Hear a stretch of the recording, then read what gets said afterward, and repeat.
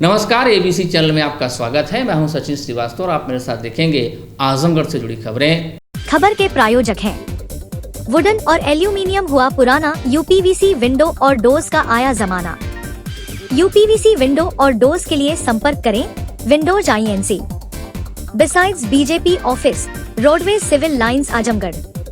Kashi Gomti jewellers, a wing of Kashi Gomti group निकट भंवरनाथ मंदिर, Ayodhya road, Azamgarh. शादी का संपूर्ण पैकेज मात्र 1,51,000 रुपए में। शुद्धता की 100% गारंटी और लाइफस्टाइल फर्नीचर, बेलनाडी, आजमगढ़। आजमगढ़ जिले के जियनपुर थाना क्षेत्र के समंदरपुर गांव में रुपए के लेनदेन में एक युवक को गोली मारकर घायल कर दिया गया। घायल युवक को मंडलीय चिकित्सालय में उपचार के लिए भर्ती कराया गया है। जियनपुर कोतवाली के संभालपुर के रहने वाले अभिषेक यादव ने अपने दोस्त नदीम मोहम्मद, जो कि हाल ही में विदेश से कमाकर लौटे हैं। अभिषेक यादव ने नदीम अहमद को धमकाते हुए 1 लाख रुपए, जैकेट और मोबाइल न देने पर अंजाम भुगतने की धमकी दी थी, जिस पर नदीम अहमद द्वारा मना कर दिया गया। मना करने पर शराब के लिए रुपए की मांग करने लगा। रुपया न मिलने पर अभिषेक यादव ईंट से मारने लगा। इसी दौरान अभिषेक ने नदीम को गोली मार दी। गोली नदीम के हाथ में लगी और वह घायल हो गया, जिसे उपचार के लिए मंडलीय चिकित्सालय में भर्ती कराया गया है। घटना, हम बाहर से कमा के आए थे। मैं सऊदी रहता था, 1 महीने की छुट्टी पे आया था, 2 महीना। तो उसमें क्या हुआ, जैकेट लेके आया था और पैसे लेके आया था। तो जैकेट मोबाइल मांगा तो नहीं दिए। फिर बाद में बोला कि 1 लाख रुपया मेरे को दो। 1 लाख रुपया नहीं दिए हैं। तो आज बोल रहा था कि दारू ही पिला दो। तो मैं बोला नहीं, जब पीते नहीं है तो पिलाएंगे। तो नहीं पिलाए तो हम सोचे मजाक कर रहा है। फिर अपने भाई से सामान मंगाया है ना, अपने भाई से सामान मंगाया हो। अपने भाई से जब सामान मंगाया तो भर रहा था, तो हम सोचे मजाक कर रहा है। तो फिर हम भागने लगे, तो उसमें ईंटा चला के मारा तो हम गिर गए हैं। फिर हम भाग रहे थे उठ के, तो फिर उसमें फिर गोली मार दिया। वो मनबड़ है, पड़ोसी है, रिश्तेदार आपका है? ये मनबड़ है गांव का? हाँ, कई आदमी को लोग मारता है। हाँ, इसका ग्रुप चलता है ना, छिनैती उनैती सब करता है। क्या नाम है? अभिषेक यादव नाम है, एक का अजय यादव, उसके बाप का नंदलाल यादव। क्या चाहते हैं आप लोग, कि उसकी गिरफ्तारी हो? गिरफ्तारी हो, पूरा कार्रवाई हो। एसपी ग्रामीण चिराग जैन ने बताया कि रुपए के लिए 2 पक्षों में विवाद हुआ। इस दौरान एक पक्ष ने गोली चलाई, जिससे नदीम नामक युवक घायल हुआ है। आरोपी की गिरफ्तारी के लिए पुलिस टीम का गठन किया गया है। जल्द ही आरोपी अभिषेक यादव को गिरफ्तार कर लिया जाएगा। दिसंबर 2024 को सुबह लगभग 10 बजे थाना जियनपुर पर यह सूचना प्राप्त हुई कि गांव संबलपुर में एक व्यक्ति के दाहिने हाथ में गोली मार दी गई है। इस सूचना पर थाना जियनपुर की पुलिस मौके पर पहुंची। मौके पर फॉरेंसिक टीम और CO सगड़ी को मौके पर भेजा गया। प्रथम दृष्टया जो जांच में प्रतीत हुआ, उसमें अभिषेक यादव और नदीम अहमद दोनों के मध्य, दोनों परिचित थे, गांव के रहने वाले थे। दोनों के मध्य आपस में विवाद हुआ। नदीम अहमद हाल ही में विदेश से पैसे कमा कर आए हैं। उसी बात को लेकर अभिषेक यादव नदीम अहमद से शराब पीने के लिए पैसे मांगने लगा, जिसमें विवाद हुआ और अभिषेक यादव द्वारा असले से फायर कर दिया गया। नदीम अहमद के हाथ पर गोली लगी है। इनको जिला अस्पताल में भर्ती करा दिया गया है। इनका उपचार चल रहा है। स्थिति वर्तमान में सामान्य है। नदीम अहमद के परिवारजनों से तहरीर प्राप्त कर विधिक कार्रवाई की जा रही है। अभिषेक यादव की गिरफ्तारी के लिए टीमें गठित कर दी गई हैं। उनकी गिरफ्तारी भी जल्द सुनिश्चित कर ली जाएगी। उत्तर प्रदेश लोक सेवा आयोग प्रयागराज द्वारा आयोजित राज्य प्रवर अधीनस्थ सेवा प्रारंभिक परीक्षा 22 दिसंबर को होगी। परीक्षा 2 पालियों में होगी। इसके लिए प्रशासन की तरफ तैयारी कर ली गई है। जिले में 23 परीक्षा केंद्रों पर करीब 10,331 परीक्षार्थी परीक्षा में शामिल होंगे। परीक्षा को सकुशल, नकल विहीन और पारदर्शी कराने के लिए जिला प्रशासन ने कमर कस लिया है। परीक्षा को लेकर तैयारियां पूरी कर ली गई है। परीक्षा 2 पालियों में होगी। पहली पाली की परीक्षा सुबह 9:30 से 11:30 बजे तक तथा दूसरी पाली की परीक्षा दोपहर 2:30 बजे से 4:30 बजे तक होगी। परीक्षा में कुल 10,331 परीक्षार्थी परीक्षा देंगे। परीक्षा सीसीटीवी कैमरे की निगरानी में कराई जाएगी। परीक्षा की शुचिता बनाए रखने के लिए परीक्षा केंद्रों पर्याप्त पुलिस फोर्स की तैनाती रहेगी।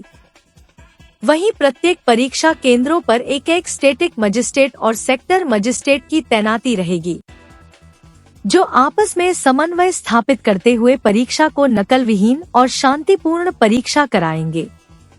इस संबंध में एडीएम प्रशासन राहुल विश्वकर्मा ने बताया कि पीसीएस परीक्षा को लेकर जिले में 23 परीक्षा केंद्र बनाए गए हैं, जिसमें 10,331 अभ्यर्थी प्रतिभाग करेंगे। सभी अभ्यर्थी मंडल के बाहर के होंगे। सभी केंद्रों पर एक सेक्टर मैजिस्ट्रेट, एक स्टैटिक मैजिस्ट्रेट और केंद्र व्यवस्थापक की नियुक्ति जिलाधिकारी द्वारा की गई है। प्रत्येक केंद्र पर सुरक्षा के व्यापक प्रबंध किए गए हैं। परीक्षा मानक का कड़ाई से पालन कराया जा रहा है। उत्तर प्रदेश लोक सेवा आयोग प्रयागराज द्वारा आयोजित की जाने वाली पीसीएस प्रारंभिक परीक्षा वर्ष 2024 के लिए जनपद आजमगढ़ में कुल 23 केंद्रों का चयन निर्धारण आयोग द्वारा किया गया है। इस पर कुल 10,331 अभ्यर्थियों द्वारा परीक्षा दी जाएगी। सभी अभ्यर्थी मंडल के बाहर के इसमें रहेंगे और इन केंद्रों पर पर्याप्त पुलिस व्यवस्था की गई। सभी केंद्रों पर एक सेक्टर मजिस्ट्रेट, एक स्टैटिक मजिस्ट्रेट, केंद्र व्यवस्थापक और बाह्य केंद्र व्यवस्थापकों की नियुक्ति जिलाधिकारी महोदय के द्वारा की जा चुकी है। सर, और जो मानक हैं उसके हिसाब से क्या क्या काम किया जा रहा है? इसमें सीसीटीवी कैमरे लगाने के लिए, फ्रिस्किंग के लिए और बच्चों का जो है बायोमेट्रिक वेरिफिकेशन कराने के लिए एजेंसी कार्य कर रही है। उसके लोगों की तैनाती हो चुकी है, उनका प्रशिक्षण हो चुका है। ये सब कार्य जो है जिला प्रशासन और पुलिस के सहयोग से कराया जाएगा। प्रत्येक केंद्र पर पर्याप्त पुलिस की तैनाती की गई है ताकि परीक्षा सकुशल संपन्न कराया जा सके। तो कितने सेक्टर मजिस्ट्रेट और अन्य मजिस्ट्रेट हैं? इसमें प्रत्येक केंद्र के लिए एक सेक्टर मजिस्ट्रेट, इस हिसाब से कुल 23 सेक्टर मजिस्ट्रेट, 23 स्टैटिक मजिस्ट्रेट और प्रत्येक केंद्र के लिए एक उप निरीक्षक के साथ 2 पुलिस और 2 महिला कर्मचारी जो है फ्रिस्किंग चेकिंग के लिए लगाए गए हैं। अन्य वहाँ पर केंद्र पर शांति व्यवस्था बनाए रखने के लिए थानों के माध्यम से पर्याप्त पुलिस फोर्स की व्यवस्था की गई है।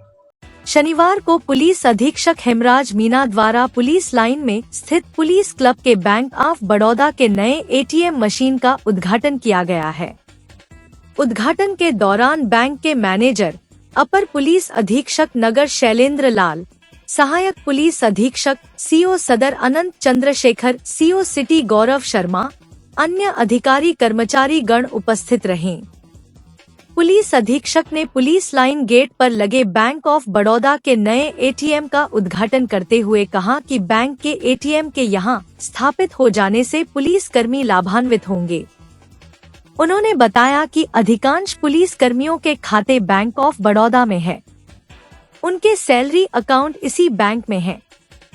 यहाँ बैंक के एटीएम लगने से उनके साथ ही साथ आम जनता भी लाभान्वित हो सकेगी। देखिए, आज बैंक ऑफ बड़ौदा के सहयोग से आज पुलिस लाइन के जो कैंपस है इसमें एक एटीएम का उद्घाटन किया गया है। यहाँ पे एक एटीएम इस्टेब्लिश किया गया है और इसमें विशेष तौर से चूँकि बैंक ऑफ बड़ौदा के साथ में हम लोगों का जो सैलरी अकाउंट है, पुलिस सैलरी पैकेज, वो भी आपके साथ में MOU साइन हुआ है और उसमें बहुत सारी फैसिलिटीज़ है जो हमारे पुलिस कर्मियों को मिल रही है। तो उन्हीं को यहाँ पे एटीएम की फैसिलिटी मिलेगी, जिससे कि पुलिस लाइन का जो स्टाफ है उसको ट्रांजैक्शन में मदद मिलेगी। और यहाँ पे सारी जो बैंक ऑफ बड़ौदा के द्वारा जो फैसिलिटीज़ जो सैलरी पैकेज के साथ दी जा रही है उसका डिस्प्ले भी किया गया है। तो ये हमारे जो भी पुलिसकर्मी हैं उनको भी सहूलियत रहेगी और साथ ही साथ यहाँ पे जो आम पब्लिक है उन सब के लिए भी इससे फ़ायदा होगा, क्योंकि पास में मार्केट भी है और लगातार यहाँ पे लोग आते हैं और इसके अलावा कचहरी है और कलेक्ट्रेट है, तो उन सब के लोगों को यहाँ पे हेल्प मिलेगी। आजमगढ़ के अतरौलिया थाना के सिकंदरपुर में गन्ना सेंटर पर किसानों की गन्ना खरीद न होने से नाराज आक्रोशित किसानों ने सेंटर के समीप ही पेट्रोल पंप के सामने क्षेत्र राष्ट्रीय राजमार्ग पर गन्ना लदी ट्रैक्टर ट्रॉली लगाकर जाम लगा दिया और गन्ने की तौल करने की मांग करने लगे। सूचना मिलते ही थानाध्यक्ष वीरेंद्र कुमार सिंह भी मौके पर पहुंच गए और गन्ना किसानों को समझाने का प्रयास करने लगे, लेकिन गन्ना किसान गन्ना तौल को लेकर जाम हटाने को तैयार नहीं थे। थानाध्यक्ष ने किसानों से गन्ना तौल कराने की बात कही और समझा बुझाकर किसी तरह राष्ट्रीय राजमार्ग से जाम को समाप्त करवाया। तब जाकर आक्रोशित किसान राष्ट्रीय राजमार्ग को खाली किए। इस दौरान लगभग आधे घंटे तक राष्ट्रीय राजमार्ग को किसानों ने गन्ना लदी ट्राली ट्रैक्टर लगाकर जाम कर दिया था, जिससे आने जाने वाले लोगों को परेशानियों का सामना करना पड़ा। कांटा इंचार्ज निखिल राय ने बताया कि हरियाणा 19 गन्ने को लेकर यह पूरा मामला है। चीनी मिल द्वारा यह गन्ना नहीं लिया जा रहा था, इसे रिजेक्ट माना जा रहा है, इसलिए आज यहां पर हम खरीदारी बंद कर दिए थे। यहाँ पर अर्ली गन्ने की खरीदारी हो रही है, लेकिन जिन किसानों का वैरायटी हरियाणा 19 है उन किसानों का यहाँ पर नंबर लगा है। किसानों का कहना है कि हमारे पास यही गन्ना है, अर्ली जानकर यहाँ लगाए हैं, लेकिन इसे हरियाणा 19 का नाम दिया जा रहा है। मेरे द्वारा किसानों से कहा गया है कि अगर आगे गन्ना नहीं ली जाएगी तो हम इनकी तौल नहीं करा पाएंगे। इसके लिए जीएम से किसानों की वार्ता हो रही है। मामला ये है, गन्ने का यहाँ हरियाणा 19 का मामला है। गन्ने को लेकर मिल द्वारा गन्ना वहाँ नहीं लिया जा रहा था, ये रिजेक्ट में गन्ना आती है, इसलिए मिल द्वारा वहाँ गन्ना नहीं लिया जा रहा था, तो इसलिए हम आज यहाँ पे खरीदारी बंद कर दिए थे। जैसे रिजेक्ट के साथ साथ अर्ली गन्ने की भी खरीदारी नहीं हो रही है।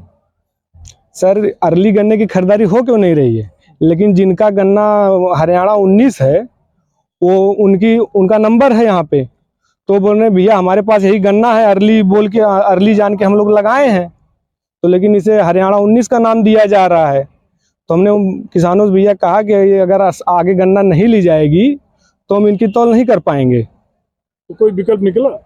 अब जीएम साहब से बात हो रही है किसानों की, अब देखिए क्या विकल्प निकलता है। दीवानी बार एसोसिएशन के चुनाव में शुक्रवार को वीरेंद्र कुमार यादव अध्यक्ष तथा नीरज द्विवेदी मंत्री पद पर विजयी हुए। चुनाव परिणाम की घोषणा होते ही समर्थकों ने विजयी उम्मीदवारों का फूल मालाओं से स्वागत किया।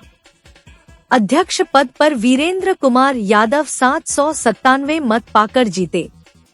उनके निकटतम प्रतिद्वंद्वी वीरेंद्र प्रताप सिंह को 435 मत मिले। इसके अलावा इस पद के अन्य प्रत्याशी अनिल कुमार सिंह को 307 मत, प्रभाकर सिंह को 238 मत तथा अशोक कुमार पांडे को मात्र 54 मत मिले।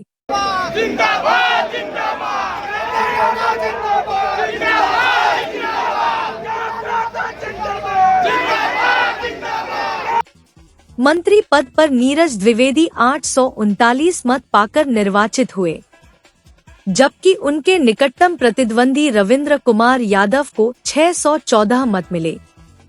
इस पद के अन्य 5 प्रत्याशियों रतिभान सिंह को 71, मनीष कुमार को 47, सोरख यादव को 38, संतोष दुबे को 20 तथा त्रिभुवन सिंह को 12 मत मिले।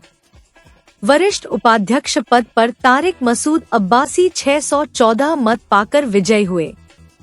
इस पद के अन्य प्रत्याशी ईश्वर शरण लाल को 301 मत, हरिकेश यादव को 268 मत, निर्मल वर्मा स्वर्णकार को 244 मत, शांति स्वरूप मिश्रा को 231 मत तथा देवेंद्र प्रसाद राम को 143 मत मिले। कनिष्ठ उपाध्यक्ष के 2 पदों पर अमित कुमार राय को 742 मत तथा महेंद्र यादव 674 मत पाकर विजयी हुए। इस पद के अन्य 3 प्रत्याशियों आबू ताल्हा 579 मत, हरि कुमार राम 573 तथा श्रवण कुमार सिंह को 494 मत पाकर संतोष करना पड़ा। सहमंत्री के 3 पदों पर जितेंद्र यादव 849 मत, राजेश कुमार 652 मत तथा प्रशांत राय 551 मत पाकर निर्वाचित हुए। इस पद के अन्य 8 प्रत्याशियों में सुश्री मिथिलेश गुप्ता को 530, पंकज सिंह को 490, कृष्णानंद यादव 429, संदीप तिवारी 378, अखिलेश कुमार 351, ध्रुव कुमार मिश्रा 295, सफीउद्दीन उर्फ मशाल 234 तथा अशोक राय को 227 मत ही मिले। कोषाध्यक्ष पद पर ब्रजेश कुमार मिश्रा 847 मत पाकर जीते, जबकि उनके एकमात्र प्रतिद्वंद्वी अरविंद कुमार को 796 मत मिले। ऑडिटर के पद पर राम बदन मेहता 849 मत पाकर जीते। उनके एकमात्र प्रतिद्वंद्वी राममिलन चौहान को 820 मत मिले। वरिष्ठ कार्यकारिणी के 6 पदों पर जगदीश यादव 955, कमला प्रसाद मौर्य 935, देश दीपक श्रीवास्तव 929, उपेंद्र कुमार मिश्रा 848, जितेंद्र कुमार 839 तथा शिव प्रसाद चौहान 776 मत पाकर जीते। इस पद के अन्य प्रत्याशियों में नीरज कुमार पांडे 740, अशोक वर्मा 732, सुरेंद्र कुमार 710, राणा गोपाल सिंह 678 तथा शिशिर कुमार अस्थाना को 655 मत मिले। कनिष्ठ कार्यकारिणी के केवल 6 प्रत्याशी ही होने के कारण महेंद्र सरोज, सैयद हामिद हसन, लाल बहादुर चौहान, देवेंद्र यादव, अजय कुमार तथा जयवीर यादव निर्विरोध निर्वाचित हुए। नवनिर्वाचित अध्यक्ष वीरेंद्र कुमार यादव ने कहा कि वह अधिवक्ताओं के हितों के लिए सदैव संघर्ष करते रहेंगे। इसके अलावा अधिवक्ता प्रोटेक्शन एक्ट लागू कराना भी उनकी प्राथमिकता होगी। हमारे साथियों का, हमारे अधिवक्ता बंधुओं के सहयोग से जीता हूं और मैं इनके हितों की रक्षा करने के लिए हमेशा संघर्ष करूंगा। अधिवक्ताओं को तमाम प्रकार की दिक्कतों का सामना करना पड़ता है, जैसे अधिवक्ताओं के साथ पुलिसिया व्यवहार हो, चाहे अन्य तरह के जो उनके पटीदारों से, जो उनको लेके आप किस तरह से? इसके लिए सबसे सुलभ साधन है कि हम अधिवक्ता प्रोटेक्शन एक्ट लागू करने के लिए संघर्ष करेंगे और इसमें हमारे सभी अधिवक्ता बंधु हमारा साथ देंगे। अधिवक्ताओं के बीच तमाम बैठने की व्यवस्था नहीं है और नए नए अधिवक्ता बंधु भी आ रहे हैं, तो उनको लेके आप किस तरह से तैयार? बिल्कुल, उनके लिए कोई दिक्कत नहीं होगी। जितने भी अधिवक्ता बंधु आएंगे उनके समुचित बैठने की व्यवस्था की जाएगी। भीमबर रोड अकबरपुर बिलरियागंज आजमगढ़ में स्थित रेनबो नेशनल स्कूल में 18 से 21 तक आयोजित स्पोर्ट्स वीक के उपलक्ष्य में विभिन्न प्रकार की प्रतियोगिता कराई गई, जिसमें musical chair, 3 leg race, spoon and marble, floor and toffee, skipping, fruit race, kabaddi, relay race, badminton, jalebi race, simple race, tug of war जैसे खेलों में बच्चों ने बढ़ चढ़कर भाग लिया। ये पूरा कार्यक्रम विद्यालय के चेयरमैन डॉक्टर JP पांडे व प्रधानाचार्य प्रियंका त्रिपाठी की देखरेख में संपन्न हुआ, जहां पर विद्यालय की प्रधानाचार्य प्रियंका त्रिपाठी ने बच्चों को बताया कि जीवन में खेलों का महत्वपूर्ण स्थान है। ये खेल हमारे स्वास्थ्य के लिए बहुत लाभदायक हैं। इसलिए ऐसे खेलों की प्रतियोगिता समय समय पर आयोजित करानी चाहिए, जिससे बच्चों में शारीरिक विकास और मानसिक विकास भी होता रहे। खेल हमारे जीवन में एक महत्वपूर्ण भूमिका निभाते हैं।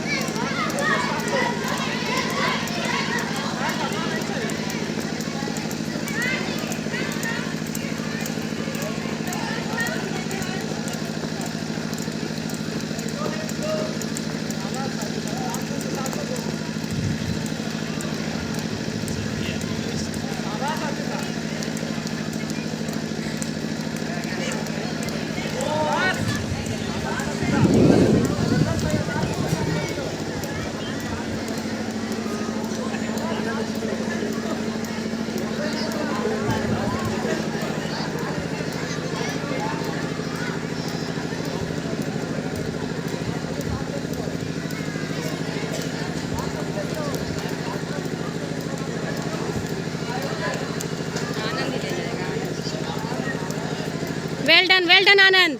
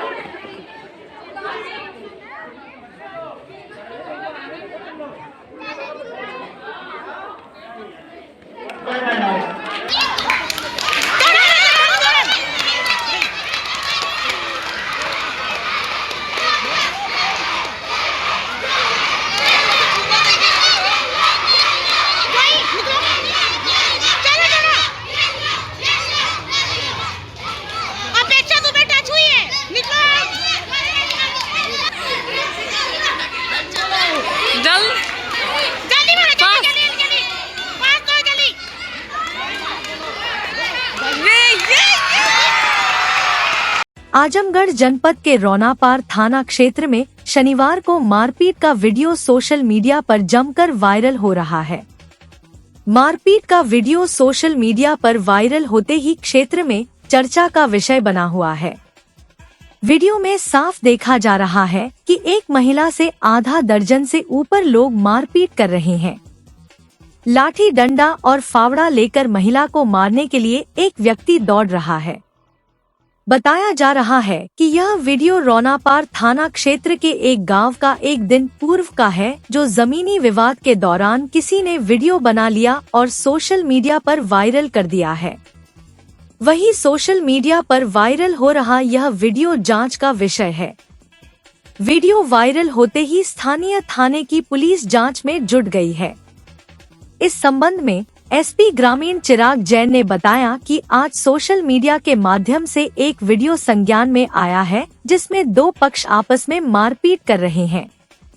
इसमें प्रथम दृष्टया अपराध होना पाया जा रहा है, जिसके लिए थाना रौनापार को जांच के लिए निर्देशित किया गया है। जो भी तथ्य प्रकाश में आएंगे उसके आधार पर अग्रिम विधिक कार्रवाई की जाएगी।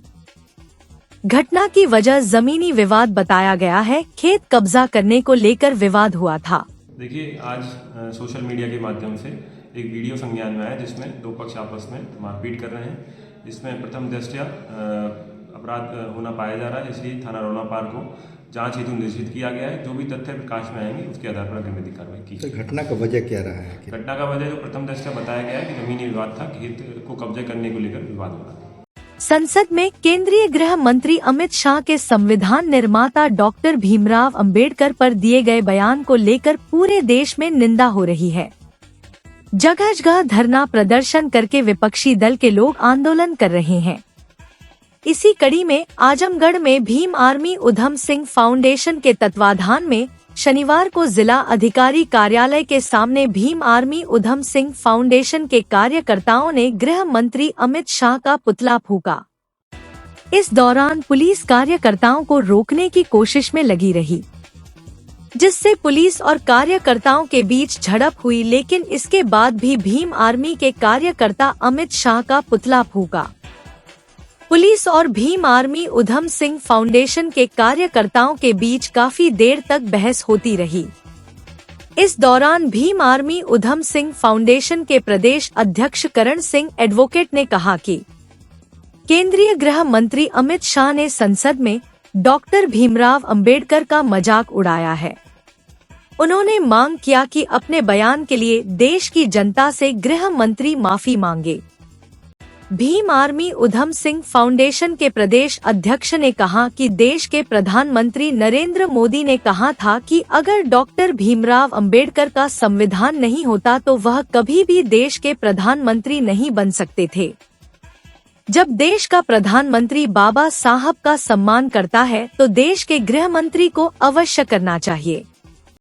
कहा कि हमने महामहिम राष्ट्रपति के नाम का ज्ञापन जिला प्रशासन को सौंपा है। इसके बाद भी अगर देश के गृह मंत्री माफी नहीं मांगते हैं तो हम बड़ा आंदोलन करेंगे। घिराव अभी 2-4 दिन पहले आप लोगों ने सुना होगा सोशल मीडिया के माध्यम से, टीवी के माध्यम से, हमारे देश के गृह मंत्री माननीय अमित शाह जी ने, जो इस देश का संविधान निर्माता है, भारत को संविधान देकर के समता, समानता, संप्रभुता, भाईचारा, सबको, मनुष्य को एक बराबर करके इस देश को छोड़कर चले गए। उनका संसद में मजाकिया तरीके से उन्होंने अंबेडकर अंबेडकर अंबेडकर कहा और उन्होंने ये भी कहा कि अगर ये इतने भगवान का नाम लेते तो इनको 7 जन्मों का स्वर्ग हो जाता। जब संविधान नहीं था, जब दलितों को मोच रखने पे या इससे पहले इतनी हमारी बदतर जिंदगियां थी, जो हमको पढ़ने का अधिकार नहीं था, अच्छा शिक्षा नहीं था, कपड़े नहीं थे, तो हमको सब कुछ जिसके माध्यम से मिला वो डॉक्टर BR अम्बेडकर साहब है।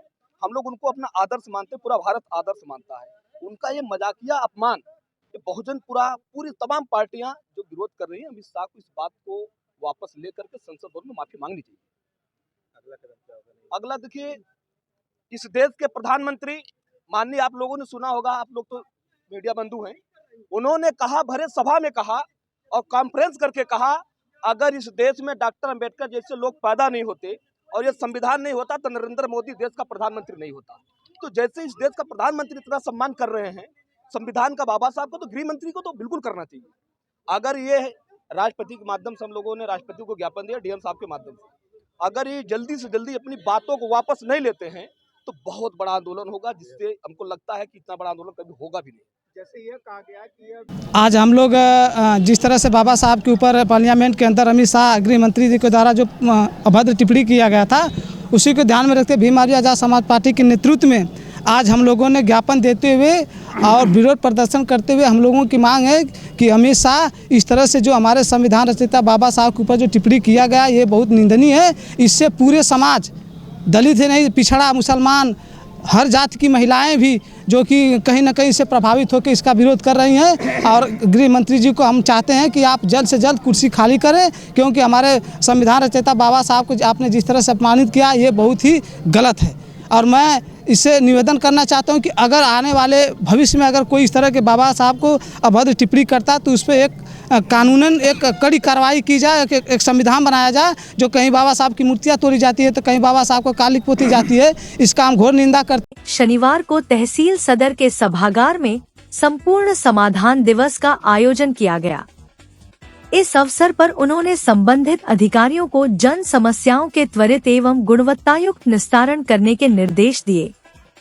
उन्होंने कहा कि इसमें किसी भी स्तर पर लापरवाही क्षम्य नहीं होगी। जन समस्याओं का गुणवत्तायुक्त एवं समयबद्ध निस्तारण शासन की प्राथमिकता है। इस अवसर पर कुल 55 मामले आए, जिसमें से 12 मामलों का मौके पर निस्तारण किया गया तथा शेष 43 मामलों का निस्तारण निर्धारित समय सीमा के अंतर्गत करने के लिए उन्होंने संबंधित अधिकारियों को निर्देश दिए। प्राप्त मामलों में राजस्व विभाग के 44, पुलिस के 8, विकास के 1 एवं अन्य के 2 मामले शामिल रहे। एसडीएम सदर ने समस्त संबंधित अधिकारियों को निर्देशित करते हुए कहा कि जिन जिन विभागों से संबंधित आवेदन पत्र प्राप्त हुए हैं उसे जल्द से जल्द 100% गुणवत्तायुक्त निस्तारित करना सुनिश्चित करें। Kashi Gomti jewellers, a wing of Kashi Gomti group, निकट भंवरनाथ मंदिर, अयोध्या रोड, आजमगढ़।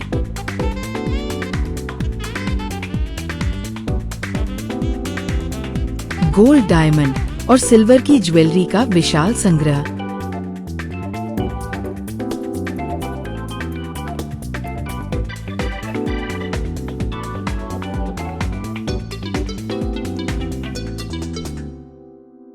शादी के गहनों का संपूर्ण पैकेज मात्र 1,51,000 रुपए में। शुद्धता की 100% गारंटी। खूबसूरत लम्हों को बनाएं और यादगार। पहुँचे काशी गोमती ज्वेलर्स, निकट भंवरनाथ मंदिर, अयोध्या रोड, आजमगढ़। वुडन और एल्युमिनियम हुआ पुराना, यूपीवीसी विंडो और डोर्स का आया जमाना।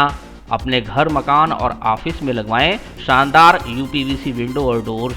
दीमक, पेंट, पॉलिश के खर्चों से बचें। High security, sound proof, energy saving, fire resistant, water proof, one time investment. UPVC window और डोर्स अब आपके शहर आजमगढ़ में उपलब्ध। Windows INC besides BJP office, roadways, civil lines, Azamgarh. Lifestyle furniture, Belnadi, Azamgarh. सभी प्रकार के फर्नीचर एवं इलेक्ट्रॉनिक सामानों की भरपूर रेंज उपलब्ध। हमारे यहाँ EMI की सुविधा 0% ब्याज पर उपलब्ध।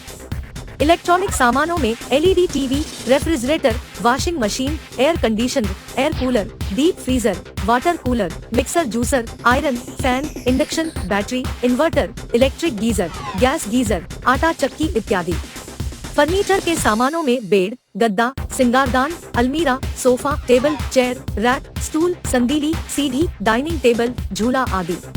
शादी विवाह की हो तैयारी या ऑफिस और घर के लिए सामानों की करनी हो खरीदारी, पहुँचिए लाइफस्टाइल फर्नीचर, बेलनाडी, आजमगढ़।